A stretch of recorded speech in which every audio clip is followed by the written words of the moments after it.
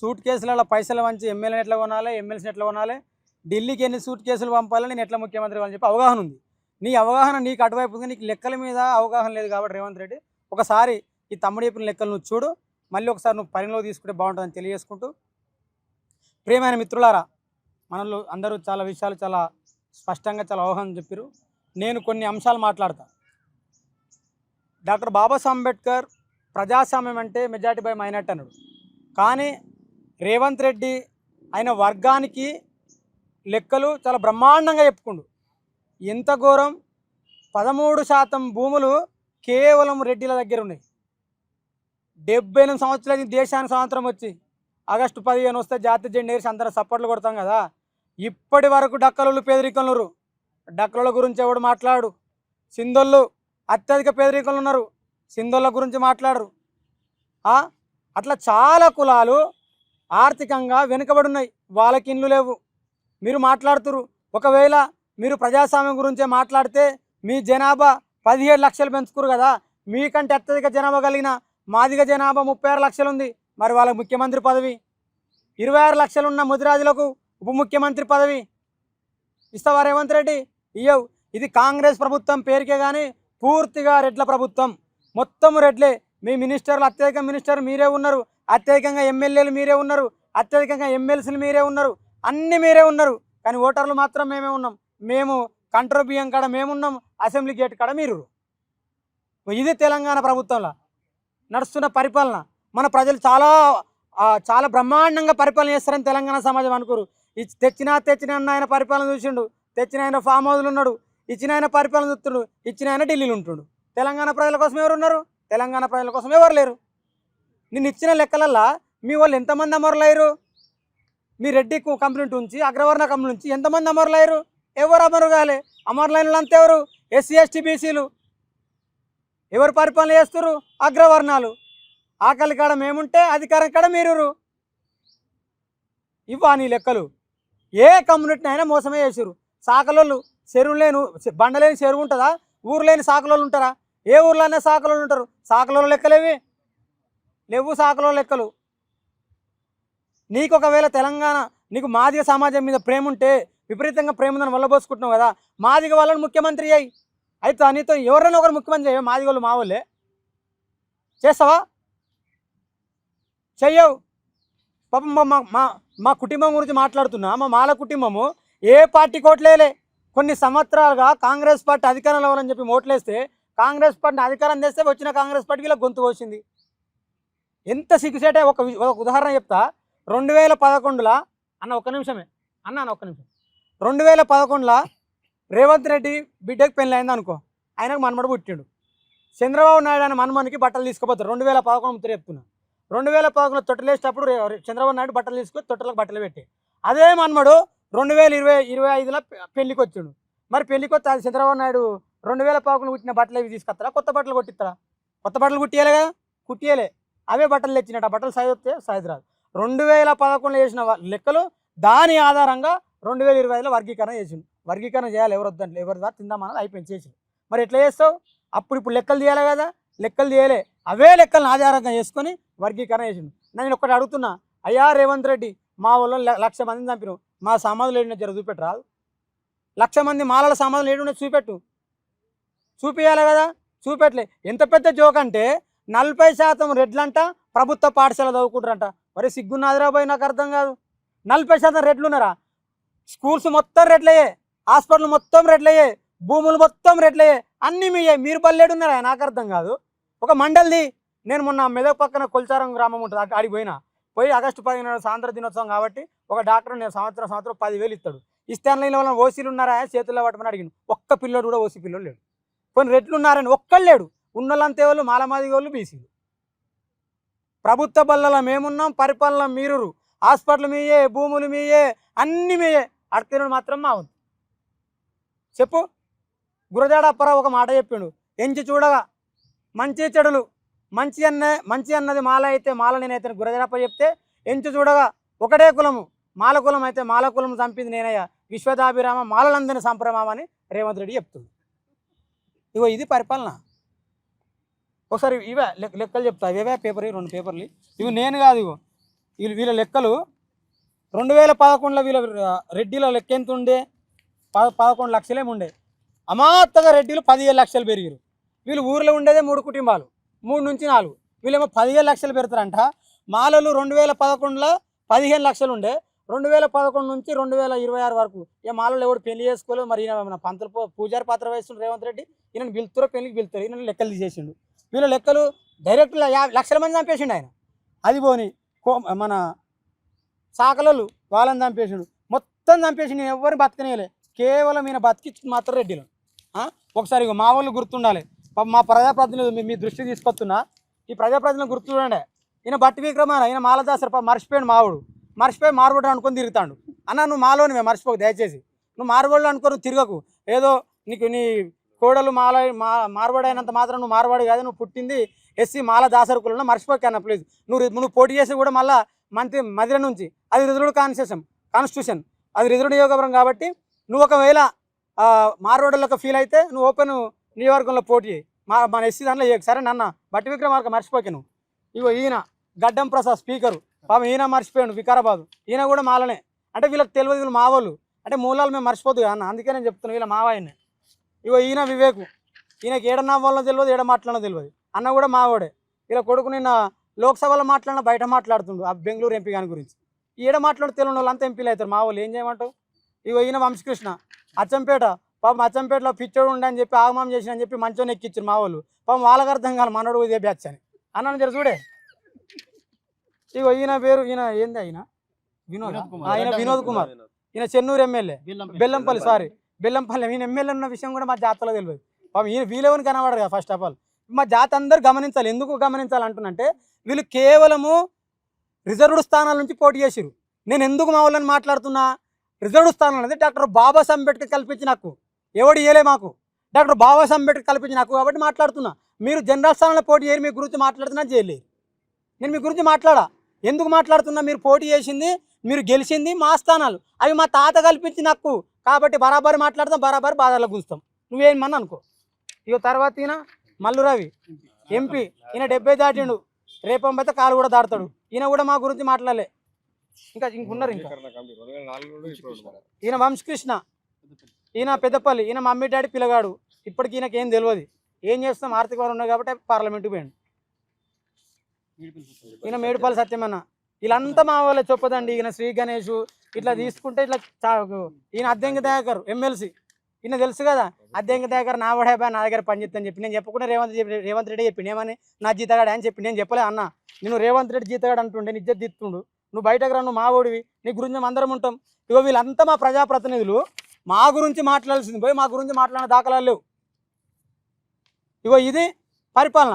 అందుకే రేవంత్ రెడ్డికి నీకు మా వర్గాల మీద ప్రేమ ఉంటే, మా సమాజం మీద ప్రేమ ఉంటే మా మాది వాళ్ళని ముఖ్యమంత్రి చేయమని డిమాండ్ చేస్తున్నాను నేను. మా మాదిగ సామాజిక వర్గం నుంచి ఒక్కరినన్నా ముఖ్యమంత్రిని చేయి. నేను అప్పుడు నేను యాక్సెప్ట్ చేస్తా. మా ముదిరాజు వర్గం నుంచి ఉప ముఖ్యమంత్రి అయ్యి యాక్సెప్ట్ చేస్తాం. చెయ్యరు మీరు. ఎంత సిగ్గుచేటండి. 7 కులాల దగ్గరనే సంపద మొత్తం కేంద్రీకృతమైందట. అరే ఇది ఎక్కడిది భయ, నాకు అర్థం కాదు. డక్కలలోకి సంపద పంచొద్దా, సింధోల్లోకి పంచొద్దా, కుమ్మరోళ్ళకి పంచొద్దా, గమ్లలో పంచొద్దా, ఈ వేరే కులాలకు ఎవ్వరికి పంచొద్దా? ఏమిలే, మొత్తం దోసుకోవడానికి రేవంత్ రెడ్డి బయలుదేరిండు.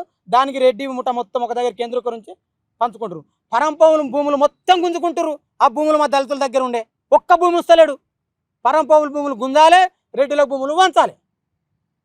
ఇక ఇదే నేను మరీ చెప్తున్నా. మాలలు కాంగ్రెస్ పార్టీ మాదే, మాలలు కాంగ్రెస్ పార్టీ మాదే అని మీ తాతలు పెట్టుకున్నట్టు ఫీల్ అయ్యారు. ఏమైందే కాంగ్రెస్ పార్టీ ఎక్కింది, నిన్ను దొక్కింది. కాబట్టి ఏ పార్టీ మనది కాదు. అందుకే ప్రియమైన మిత్రులారా, నేను నా కుటుంబం గురించి మాట్లాడి రాష్ట్రంలో ఈ దేశంలో జరిగిన ప్రతి అంశం మీద నేను మాట్లాడినా.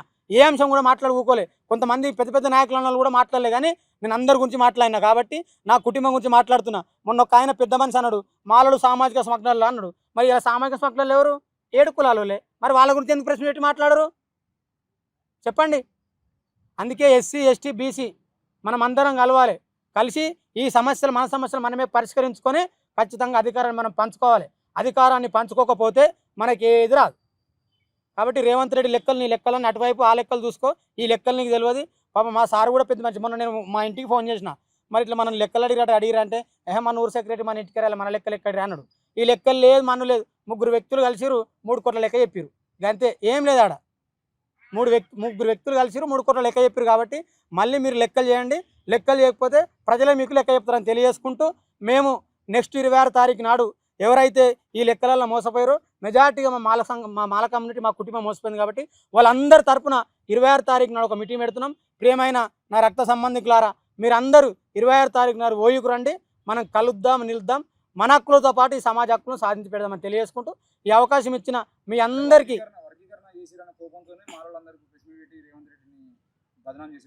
ఇప్పుడు వర్గీకరణ చేయమని చెప్పినాము, ఎవరు వాటా వాళ్ళు తీసుకోమని చెప్పినాము. మేమెందుకు బదనాన్ని చెప్తున్నాం? నేను ఒకటే అడుగుతున్నాయి, 15 లక్షల ఉన్న వాళ్ళు పెరగాలనా తగ్గాలనా? పెరగాలి. మరి ఎట్ట తగ్గిరు? 1,00,000 మంది ఎట్ట చచ్చిపోయారు? వాళ్ళ సమాధులు ఏడో చచ్చిపెట్టిన రేవంత్ రెడ్డి చూపిస్తారా? మేము వర్గీకరణ వ్యతిరేకమంటే మేము మాది వాళ్ళని ముఖ్యమంత్రి ఏమంటున్నామే? వాళ్ళు మా వాళ్ళు కొట్టినా తన్నా గుద్దుకున్నా మేము ఒకటి, నువ్వు ఎట్లా ఒకటైతే కావు. మరి మాది వాళ్ళ ముఖ్యమంత్రి ఏమంటున్నాం? మేము వర్గీకరణకు ఎప్పుడు వ్యతిరేకం కాదు, ఏకపక్ష నిర్ణయాలు తీసుకునే వ్యతిరేకం అని చెప్తున్నాం. బీజేపీ నాయకులు వాళ్ళకు ఒకటే, తెలంగాణ నేలను అవమానించాలి, తెలంగాణ ప్రజలను అవమానించాలి. ఈ మధ్య first doctor Babasaheb Ambedkar start చేసిన అమిత్ షా. అంబేద్కర్ అంబేద్కర్ అంబేద్కర్ అన్నాడు. ఆయనకు మెడల్ సక్క పనిచేయ అమిత్ షాకి ఇట్లా అంబేద్కర్ అంబేద్కర్ అన్నాడు. మేము ఒకటే అడుగుతున్నాం, 100 సార్లు కాదు 1,00,000 సార్లు అంబేద్కర్ అంటే అంబేద్కర్ అంబేద్కర్ అంబేద్కర్. ఎందుకంటే ఈ దేశంలో మనిషిగా చూడని ఈ దేశంలో ఈ మనుషుల మధ్య ఆత్మగౌరవాన్ని, అంటరానితనానికి వ్యతిరేకంగా గొప్ప మహోత్తరమైన పోరాటం చేసిన వ్యక్తి డాక్టర్ బాబాసాహెబ్ అంబేద్కర్. అంబేద్కర్ను అవమానించిన వ్యక్తి అమిత్ షా. అందుకే నెక్స్ట్ ఎలక్షన్లో అమిత్ షా ఖతం. తర్వాత గద్దర్ను మొన్న 31 తారీఖు నాడు, మార్చి 31 తారీఖు నాడు ప్రెస్ మీట్ పెట్టి ఆపరేషన్ కగార్ అయిపోయింది, అర్బన్ నక్సలైట్లను రాహుల్ గాంధీ అలిమించుకుందని మాట్లాడుతుంది. అయ్యా, నీకు అవగాహన ఉందో లేదో నాకు తెలియదు, కానీ అదే గద్దరు చనిపోతే ఈ దేశ ప్రధానమంత్రి కార్యాలయం నుండి లెటర్ పంపిరు, గద్దర్ పెద్ద ప్రజాగాయకుడు, గద్దర్కు నివాళులని పంపిండు. దాని నీకు అవగాహన లేదా? అది అయిపోయింది. ఇక నిన్న కాక మొన్న ఆయన ఎవడో బెంగళూరు ఎంపీ అద్దాలు పెట్టుకున్న గుడ్డోడు. ఆయన నేను ఏమనాలి? ఈ తెలంగాణ మట్టి గురించి, తెలంగాణ ప్రజల గురించి ఏమన్నా నీకు ఈ సమయత్ అవగాహన ఉందా? మా నేలల సాయుధ పోరాటం నడిచింది. నిజాము నవాబుకు వ్యతిరేకంగా పోరాటం చేసి వేలాది మంది అమరులై ఈ ప్రత్యేకమైన దేశం కోసం పోరాటం చేసి స్వతంత్ర పోరాటంలో మేము లేకున్నా ఇక్కడ మా తాతలు మా తండ్రులు అమరులయ్యారు. దేశం ఒకవైపు స్వాతంత్ర పోరాటం జరిగితే ఈ నేల కోసం పోరాటం చేసిన వాళ్ళు తర్వాత ప్రత్యేక రాష్ట్రం కావాలని చెప్పి అమరులయ్యారు. నీ లెక్క మా వాళ్ళు పార్లమెంటు పోలే, రాష్ట్రం రావాలని చెప్పి తమ రక్తాన్ని ఈ నేల మీద దారపోస్తే దాదాపు 1,200 మంది బిడ్డలు అమరులైతే ప్రత్యేక తెలంగాణ రాష్ట్రం వచ్చింది. ఇప్పుడు మళ్ళీ ఈ మధ్య కొత్తగా నువ్వు పాకిస్తాన్ ఉన్నట్లు ఇంకా పెడతావు పోయి నాకు అర్థం కాదు. నీకు ఎలక్షన్లు వస్తే పాకిస్తాన్ గుర్తు రావాలి అంటే ఇప్పుడు ఎలక్షన్లు వచ్చినాయి కదా, అందుకు పాకిస్తాన్ గుర్తొచ్చింది వాళ్ళకు. ఎప్పుడైనా పాకిస్తాన్ పేరు తీయకుండా మీ పరిపాలన జరిగిందా? నువ్వేం అభివృద్ధి చేసినావు చెప్పురా అంటే పాకిస్తాన్ పేరు తీస్తావు. చెప్తే ఎస్వి నువ్వు హైదరాబాద్కి వస్తావా?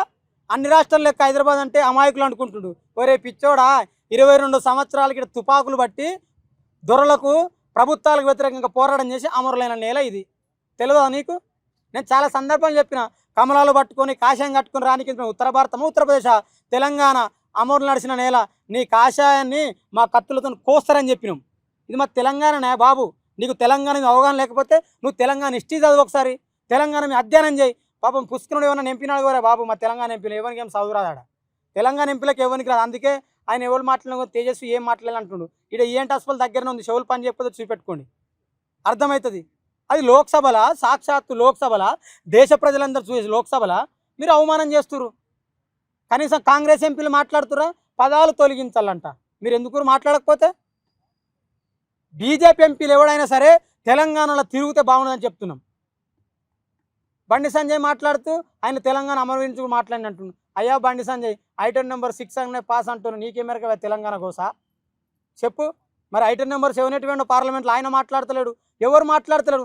ఆడు తప్పు మాట్లాడితే మనకి ఆడ బద్దతు తెలుపుతారు. ఏమనుకుంటారు? నేను అందుకే మనం చెప్పిన, ఒరే మీ ఎంపీలందరికీ గద్దరు పాట డీజేలో పెట్టి సౌండ్ ఉందో పెడితే గద్దరు పాట గుండె చచ్చిపోతారు మీరంతా. మీరు కూడా తెలంగాణ గురించి మాట్లాడతారా? తెలంగాణ త్యాగాల వీణ ఇది. తెలంగాణ వేలాది మంది అమరులు బలి చేసుకున్న ప్రాంతం. ఈ రాష్ట్రం స్వచ్ఛతంగా ఉండాలని చెప్పారు. ఏమన్నా నువ్వు ఒక ప్రజల కోసం ఒక పోరాటంలో పాల్గొన్నావా తేజస్వి? నువ్వు యువకుని మాట్లాడుతున్నావు కదా, ఏమన్నా ఈ దేశంలో నిరుద్యోగుల గురించి మాట్లాడినావా? ఉద్యోగాల గురించి మాట్లాడినావా? ఏం మాట్లాడతారా మీరంతా? పాకిస్తాన్ పాకిస్తాన్ పాకిస్తాన్. అద్దప్పై దేశం గురించి ఏమైనా చేసిరా మీరు? ఏం చేయలే. అందుకే బండి సంజయ్, తొండి సంజయ్, రఘునందనరావు, ఈటల రాజేందర్ అన్న ఈటలన్న నువ్వు గొప్పను అనుకున్నావు, నువ్వు కమ్యూనిస్ట్ నుంచి కాషాయం పోయినావు, కాషాయం పోనే మొత్తం కనుమూసిండు ఆయన మొత్తం మర్చిపోయి నాకేం తెలియదు అంటున్నాను. మూలాలు మర్చిపోతారా అన్న మీరు? విప్లవం గురించి మాట్లాడి నువ్వు ఎవరి గురించి మాట్లాడుతున్నావు? మోడీ గురించి మాట్లాడుతున్నావు. నేను మొన్న ఎక్కడ చూసిన మోడీ బొమ్మ పెట్టుకొని కాలు మొక్కుతారు, ఆయన దేవుడు అయిపోయినట్టు. అంటే మోడీ మీకు దేవుడు కావచ్చు, నేను కాదంటాను. కానీ మా తెలంగాణ ప్రాంతాన్ని, మా తెలంగాణ ప్రజలను తప్పుగా మాట్లాడితే బాగా గుర్తుపెట్టుకోండి. ఇక్కడ గడ్డి పొరకలు కూడా గడ్డపారలు అయితే, గడ్డపారలు మీ గుండెలు చీల్స్తామని చెప్తున్నా. గడ్డి పొరకలు కూడా గడ్డపారలు అయితే, గడ్డపారలై మీ గుండెలు చీల్స్తాం. ఇది తెలంగాణ త్యాగాల వీణ, తెలంగాణ వీరులతో నడిచిన నేల, తెలంగాణ వేలాది మంది అమరులై ఈ ప్రాంతాన్ని రక్షించుకున్న నేల మా నేల. మా నేల గురించి మీకే మేరకు రా భయ్? మా నేలను అవమానించిన వాళ్ళందరికీ గొర్రె కడతాం. ఆ మధ్య వాడు కూడా మాట్లాడారు మారోడల గురించి. అందుకే బీజేపీ పార్టీ అంటే మారోడల పార్టీ, తెలంగాణ పార్టీ అని చెప్తున్నాను నేను. తెలంగాణ ప్రజల మీద ప్రేమ లేని పార్టీ బీజేపీ పార్టీ. అసలు బీజేపీ వాళ్ళకు తెలంగాణకు ఎటువంటి సంబంధం లేదు. నేను ఈరోజు చెప్తున్నా, తెలంగాణ ఉన్న బీజేపీ ఎంపీలు మొత్తం తనువేయండి, వీళ్ళకి ఏం పని లేదు. మీరంతా జై శ్రీరామ్ రామభజన చేసుకుంటారు కదా, మీకోసం మోడీ అయోధ్యలో రామ మందిరం కొట్టిండు, ఆడికి పోయి భజన చేసుకోండి. ఇక మీకు అది సెట్ తప్ప పరిపాలన మీకు సెట్ కాదని, మీకు పరిపాలన చేసే స్థాత కదని చెప్పి నేను తెలియజేసుకుంటూ, మరొకసారి ఎవడైనా ఈ తెలంగాణ ప్రాంతం గురించి, ఈ తెలంగాణ ప్రజల గురించి తప్పుగా మాట్లాడితే ఈ నేలనే పాతరేస్తామని కూడా నేను తెలియజేస్తున్నాను. ఈ ఓడిపోయిన గురించి మనమేం మాట్లాడతాం, మీకు గెలిచినోడే మాట్లాడతలేడు. ఇప్పుడు వాళ్ళు ఓడిపోయారు పాపం, వాళ్ళే బాధలు అని వాళ్ళే అంటే వాళ్ళ పేరు మార్చుకున్నప్పుడే వాళ్ళు అయిపోయారు. వాళ్ళు ఏంది బీఆర్ఎస్, భారత రాష్ట్ర సమితి, తెలంగాణ కాదు కదన్న. అంటే వాళ్ళకి అందరికీ ఎవరికైనా భారత ప్రజల మీద ప్రేమ ఉంది కానీ తెలంగాణ ప్రజల మీద ప్రేమ లేదు. కానీ దాచుకునేది మొత్తం తెలంగాణనే. బీఆర్ఎస్ వాళ్ళు మరి మీరు పేరు మార్చుకురు, రూపం కూడా మార్చుకురు. ఇక తేజస్వి గురించి మీరు మాట్లాడకపోతే మీరు కూడా తెలంగాణ ద్రోహులు అవుతారని ఈ సందర్భంగా తెలియజేస్తారు.